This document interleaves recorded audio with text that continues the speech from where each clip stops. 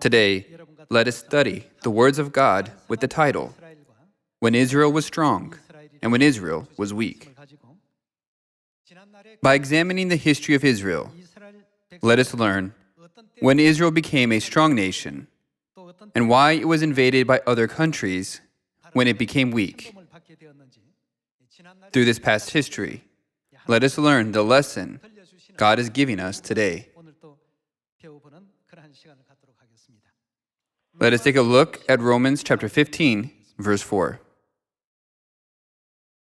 For everything that was written in the past was written to do what? To teach us who are living in these days. God showed His will through past history. It reads, for everything that was written in the past was written to teach us. Then, by looking into the past history, we can learn when Israel became weak and when it became a strong nation.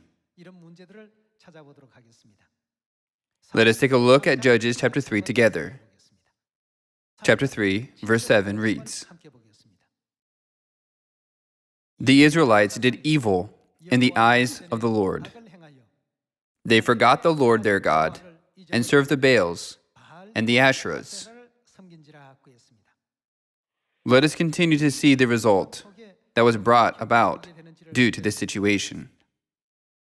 The anger of the Lord burned against Israel, so that He sold them into the hands of Cushan, Rishathaim, king of Aram, Naharaim, to whom the Israelites were subject for 8 years.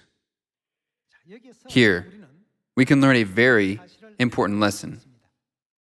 Whenever the Israelites forsook God,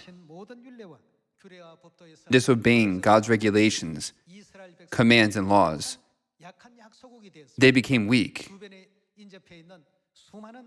They were trampled on and plundered by other nations. This is a very important point. In our life of faith too, under which situations will our Zion become strong? And in which situations will it become weak? Everyone, please pay attention to this point. The Israelites were subject for 8 years. Verse 9. But when they cried out to the Lord, they cried out because they were in agony, living miserable lives. Don't you agree? When they cried out to God and pleaded with Him, He raised up for them a deliverer, Othniel, son of Kenaz, Caleb's younger brother, who saved them. The Spirit of the Lord came upon him, so that he became Israel's judge and went to war.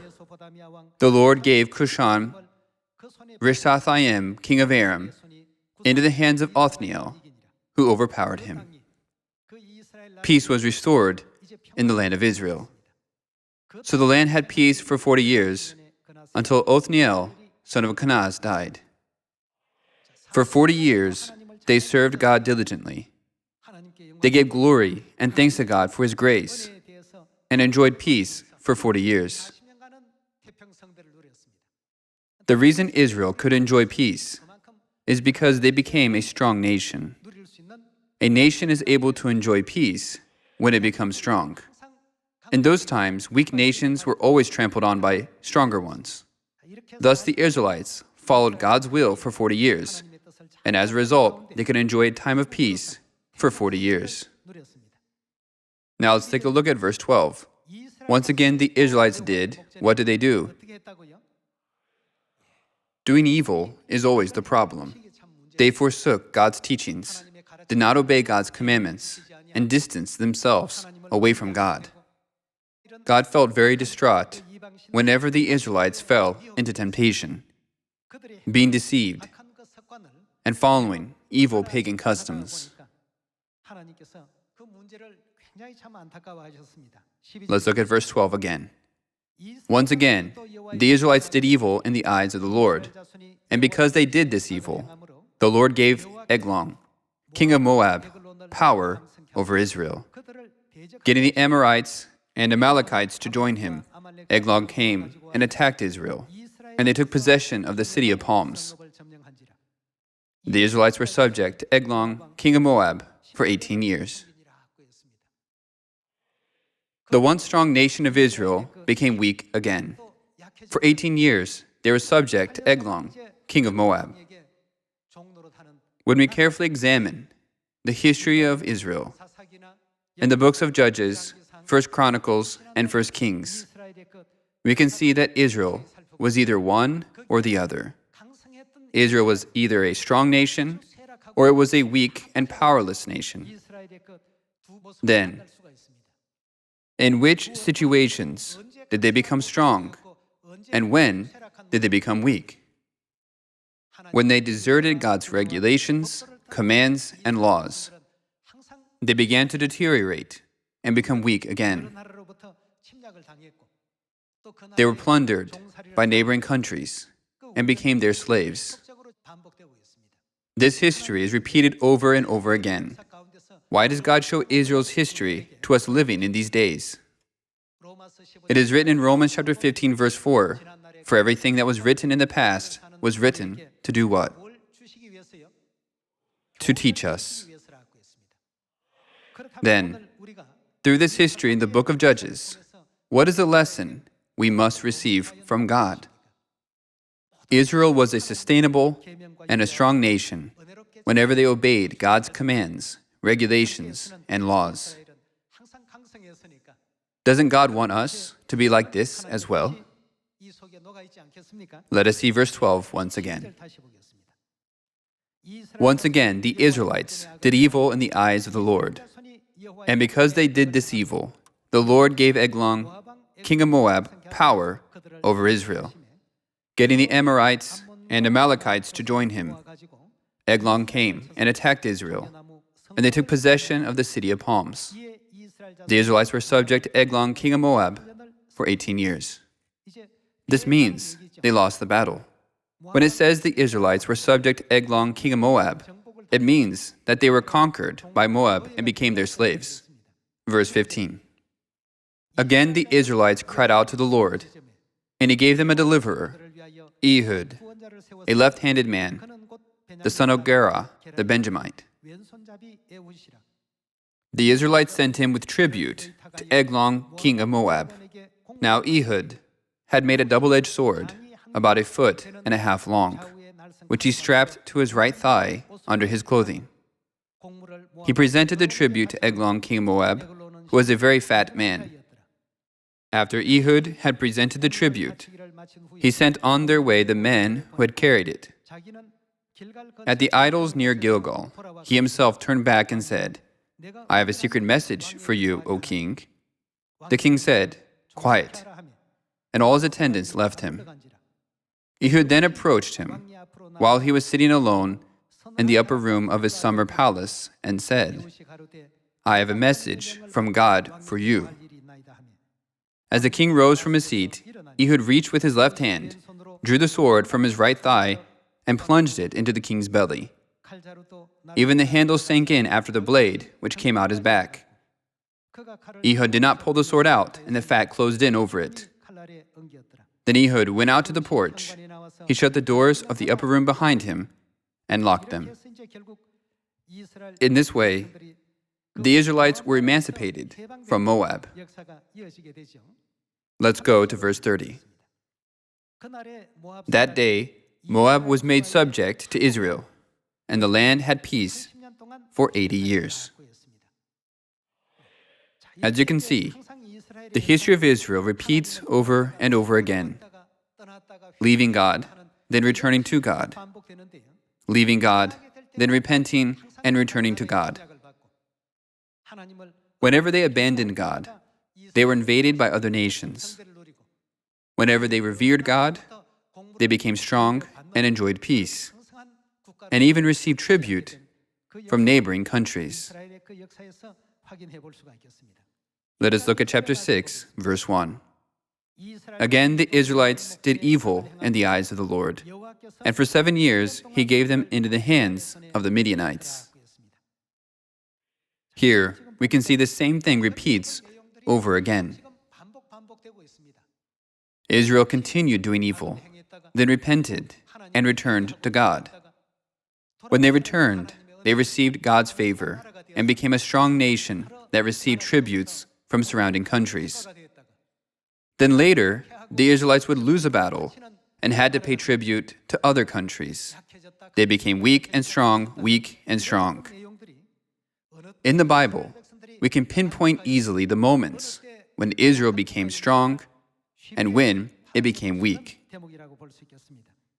Here, it says that the Lord gave them into the hands of the Midianites for 7 years. Verse 2. Because the power of Midian was so oppressive, the Israelites prepared shelters for themselves and mountain clefts, caves, and strongholds. Whenever the Israelites planted their crops, the Midianites, Amalekites, and other eastern peoples invaded the country. They camped on the land and ruined the crops all the way to Gaza, and did not spare a living thing for Israel, neither sheep nor cattle nor donkeys. They came up with their livestock and their tents like swarms of locusts. It was impossible to count the men and their camels. They invaded the land to ravage it. Whenever the Israelites did evil in the eyes of God, this kind of tragedy repeated. Verse 6. Midian so impoverished the Israelites that they cried out to the Lord for help. When they cried out for God's help, God sent Gideon to them, as you can see in verse 25. God sent Gideon to save the Israelites out of the hands of the Midianites, once again making Israel strong. Let us go to verse 25. That same night the Lord said to him, "Take the second bull from your father's herd, the one 7 years old." Then what? Tear down your father's altar to Baal and cut down the Asherah pole beside it. Then build a proper kind of shelter to the Lord your God on the top of this height. Using the wood of the Asherah pole that you cut down, offer the second bull as a burnt offering. So Gideon took 10 of his servants and did as the Lord told him. But because he was afraid of his family and the men of the town, he did it at night rather than in the daytime. In this way, Gideon destroyed all the idols, and by God's grace, the 300 warriors defeated 135,000 Midianite soldiers. You can see this in chapter 8. Let us go to chapter 8, verse 10. Now Zebah and Zalmunna were in Karkor with a force of about 15,000 men, all that were left of the armies of the eastern peoples. 120,000 swordsmen had fallen. At this point, the victory was already granted. You can see that 120,000 men were destroyed by Gideon's 300 warriors. Only 15,000 were left among 135,000, and they too were later killed.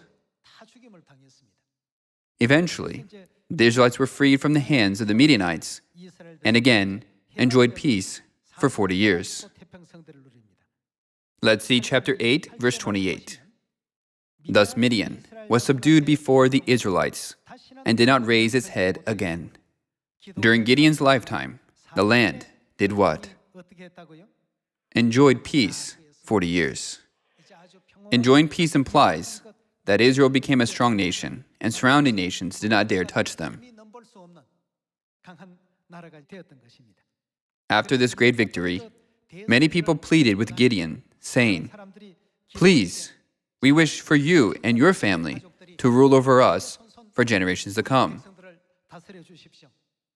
After they made this request, Gideon answered, "We will not rule over you. Only God will rule over you, Israel. Fear God only and submit to Him." Gideon said this to the Israelites in verse 22. Because of this, there was great peace throughout Israel.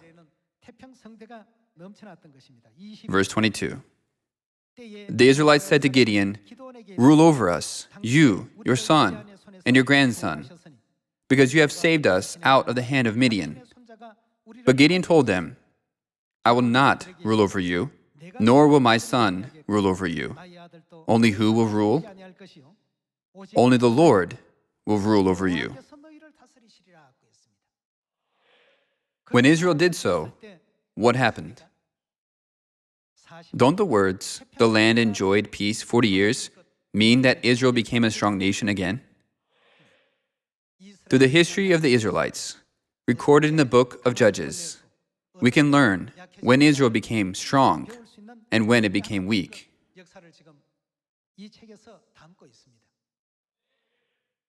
Whenever Israel followed God's commands, teachings, and guidance, they would become a powerful nation that other countries dared not to oppose. However, whenever they did evil or do things that were forbidden by God's laws and commands, immediately their strength began to deteriorate. Now, let us go beyond the time of the Judges and take a look at the history of Joshua. Regardless of time or age, whenever the Israelites sinned against God and did evil, they could not help but become a weak nation. Let us confirm this in Joshua chapter 7. Chapter 7, verse 1. But the Israelites acted unfaithfully in regard to the devoted things. Achan, son of Carmi, the son of Zimri, the son of Zerah, of the tribe of Judah, took some of them. So the Lord's anger burned against Israel. What was Israel's condition prior to Achan sinning? Their army was powerful enough to conquer even a strong city like Jericho. However, after Achan committed sin, how did the army of Israel change? Let us see in detail verse 2. Now Joshua sent men from Jericho to Ai, which is near Beth-aven, to the east of Bethel, and told them, "Go up and spy out the region." So the men went up and spied out Ai. This is the city of Ai. After spying on that city of Ai, when they returned to Joshua, they said, "Not all the people will have to go up against Ai. Send 2,000 or 3,000 men to take it. And do not weary all the people, for only a few men are there." So about 3,000 men went up, but they were routed by the men of Ai, who killed about 36 of them. They chased the Israelites from the city gate as far as the stone quarries and struck them down on the slopes. At this, the hearts of the people melted and became like water. Then Joshua tore his clothes and fell face down to the ground before the ark of the Lord, remaining there till evening. The elders of Israel did the same and sprinkled dust on their heads. And Joshua said, "O sovereign Lord, why did you ever bring this people across the Jordan to deliver us into the hands of the Amorites to destroy us? If only we had been content to stay on the other side of the Jordan. O Lord, what can I say, now that Israel has been routed by its enemies? The Canaanites and the other people of the country will hear about this, and they will surround us and wipe out our name from the earth. What then will you do for your own great name?" The Lord said to Joshua, "Stand up. What are you doing down on your face? Israel has sinned. They have violated my covenant, which I commanded them to keep. They have taken some of the devoted things. They have stolen. They have lied. They have put them with their own possessions." Joshua was surprised that the powerful Israelite army became weak. Previously, God had greatly strengthened the Israelites so that they were able to win a victory over the formidable city of Jericho. But now, they became so helpless, trembling with fear, that even they were not able to take over the small city of Ai. What was the reason? They committed wickedness against God. Regardless of whether wickedness was hidden or in plain sight, If there was wickedness, Israel could not help but become a weak and powerless nation. On the other hand, although their enemies seemed so formidable that they themselves looked like grasshoppers in their eyes, what would happen to them when they obeyed all the laws, regulations, and commandments given by God? Did not God transform them into a strong army to destroy all their enemies? Therefore, through the history of when Israel became weak or strong, we can learn something. Today, let us ask, what kind of actions should we take so that this gospel can be preached in Samaria and even to the ends of the earth? Everyone, isn't the answer obvious even without any further explanation? In every aspect of the gospel work, we must always be on God's side and together with God. For the gospel work to be accomplished, shouldn't we faithfully keep all the regulations, commands, and laws of God? Let us learn the same lesson through a teaching in Acts chapter 5. Acts chapter 5, verse 38. Therefore, in the present case, I advise you, leave these men alone. Let them go. For if their purpose or activity is of human origin, what will happen? Because it is weak, it will fail. But if it is from God, you will not be able to do what? No matter how many people come, with whatever authority they come with, they can never stop these men. You will not be able to stop these men. You will only find yourselves fighting against God.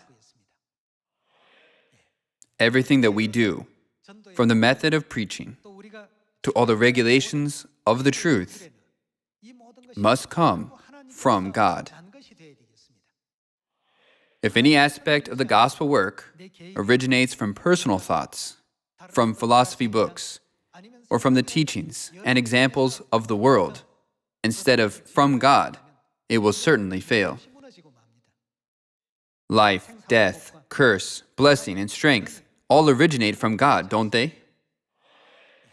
If we act according to God's words, if we preach God's teachings, if we live a life of faith according to God's will, then enemies will never even come close to us, the children of God. Pay attention to when the Israelites were a strong and powerful nation in history, and pay attention to when they declined in power and became weak. It did not depend on the number whether they were many or few. When they were strong, didn't God grant them strength to overcome 135,000 only with 300 men? However, God showed us that when they were weak, even with a vast army, they were chased off by an army of such a small city and failed to conquer it. This history was all recorded by God as a lesson for us in our times. Gamaliel, who was a teacher of the law too, knew this and said, "Pay attention to where their teachings and actions come from, whether it came from men or God." When you examine the Sabbath day, did it originate from men? When you examine the Passover, did it originate from men? Everything the saints of the early church did came from the teachings of Christ directly. In this situation, who could stop their great strength? Physically, some people might have hindered them, but their mindset could never be broken. That is why the gospel of Jesus Christ was instantly preached to all areas of Israel and spread out to neighboring countries, even to Italy, Greece, and all throughout Europe. If these teachings and activities come from human origin, don't bother. It will fail after a while. However, if it is from God, it can never fail. God is clearly awakening us through these words. Let us see one more verse in 2 Kings chapter 17. By carefully examining the history of the Israelites, who became weak when they did evil. Today, we must learn to obey God's commands, regulations, and laws that have been entrusted to us. Let us turn to chapter 17, verse 37. God gave us the words, "You must always be careful to keep the decrees and ordinances, the laws and commands He wrote for you. Do not worship other gods. Do not forget the covenant I have made with you. And do not worship other gods. Rather, worship the Lord your God. It is He who will deliver you from the hand of all your enemies." Israel did not become strong because they themselves were strong. It is because God was with His people, who kept His commands, regulations, and laws, and led them to a path of victory by granting them much strength and wisdom. Ultimately, it depended on whether God was with them or not. When God was with them, they became strong. When God was away from them because of their evil deeds, they became weak. All the truths of the new covenant and all the teachings God commanded us, let us graciously and beautifully obey all the words of God all the more, so that we may become strong through the invisible help of God's power in preaching the gospel to Samaria and to the ends of the earth. Let us suppose a soul is at the crossroads between Satan taking his life and us leading him to salvation. Then in order to win a victory and lead him to salvation, shouldn't we be strong? We cannot attain victory if we are fighting against Satan one-on-one. Who gives us victory? It is impossible unless we are clothed with the power of God. For God to be pleased with us and to be on our side, we must follow the words, "Be careful to keep all the decrees, commands, and laws given by God, as recorded in the Bible, forever." When we do so, God will provide us with great strength and lead us to victory. Today, through the examples of the forefathers of faith, we have all realized in which situations did Israel become strong, and which situations did they become weak. I hope that all people of Zion will live according to the teachings of God. By this, I'd like to conclude today's sermon. Thank you very much.